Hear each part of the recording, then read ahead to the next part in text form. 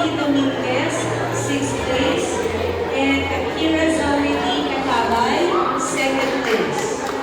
Their coach, Teacher Sarah. Grade 1, Joanna Marie G. De Castro, 5th place. Lauren Andrea C. Cabales, 4th place. And Maria Avisha Ogali, 2nd place. Their